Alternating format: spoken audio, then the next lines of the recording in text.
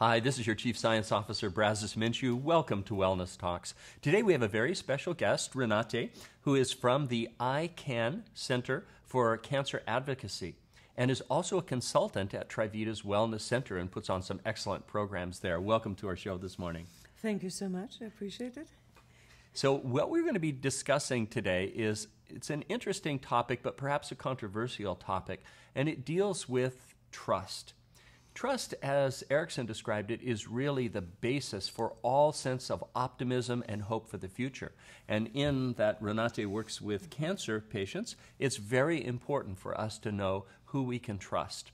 Now, we're going to have a follow-up program to this. I want you to stay tuned for that as well. And it's going to be talking a little bit about social detoxification. We'll get back to that in a while.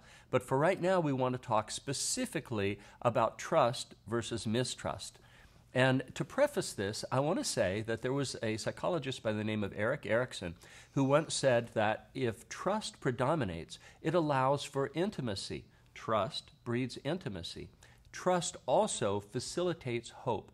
And in order to have a hope for the future, we have to have intimacy with those around us, and we have to have a predominant attitude of trust.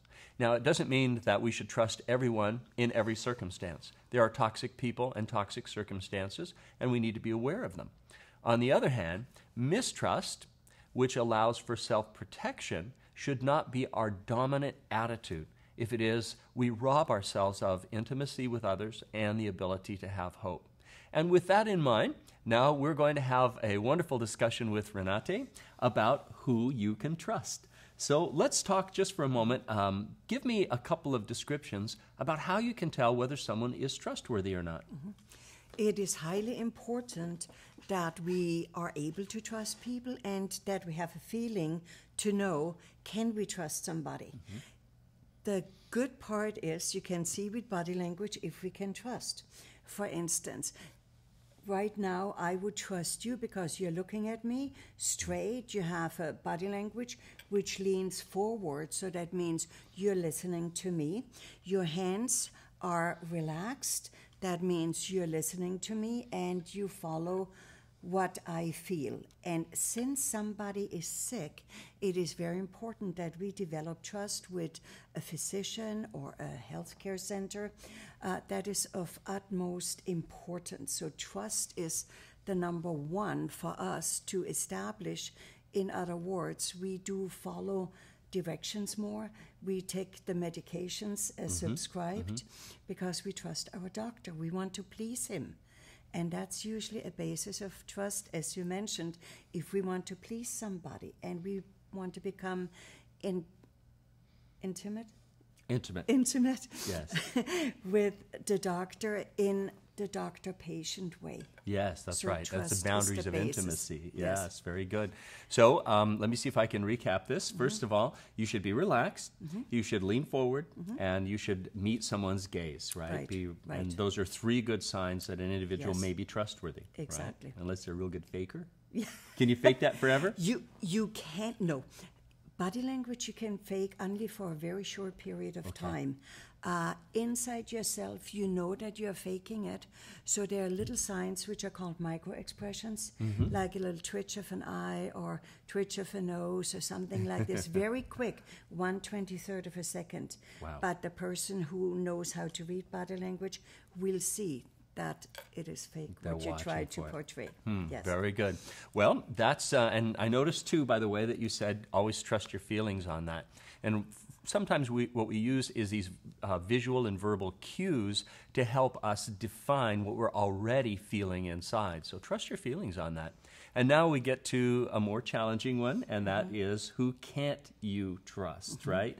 And we could just simply reverse what we said before, but are there signs that someone is just simply not trustworthy? Yeah, you can feel or see deceit very easily in somebody.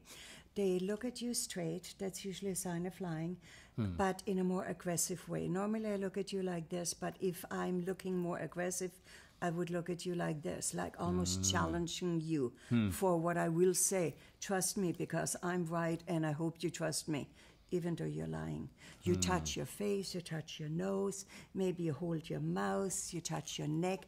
They're all signs of when you feel that you're lying, because inside you're still nervous, because you know you're lying. And a person you don't want to trust, like in our conversation right now, if I would lean away from you, there is no connection. I'm not interested in what you have to say. My feet would be locked under the chair. My hands would maybe be really tight and tense. Those are all signs when somebody does not care what you have to say. Interesting. And as we go back to this in a medical setting, we have to remember that, as you said earlier, a person is far more adherent to their medical program when they know that they can trust someone. I've often heard that there are so many voices out there in the world that we have to find a voice that we can trust, right? Find someone that we can listen to for reliable information. Certainly here on this program, we've tried to be the at least an opinion of reliable information as we've gone through our various wellness talks. Feel free to look through the archives. They're all on YouTube. And in the Trivita Wellness Center online program, you can find some of our other wellness talks, and hopefully they've all been just as interesting as this one is. Health comes from healthy habits practiced every day. And we want to encourage you, as a part of emotional health and wellness, to always be focused on the people that you can trust. Build those relationships up, because they're going to nourish you. And we're going to talk about that in another segment called Social Detoxification. Please come back and join us for that program as well. Until then, thank you very much for being on our program. Thank you so much. I appreciate it. And we'll talk again.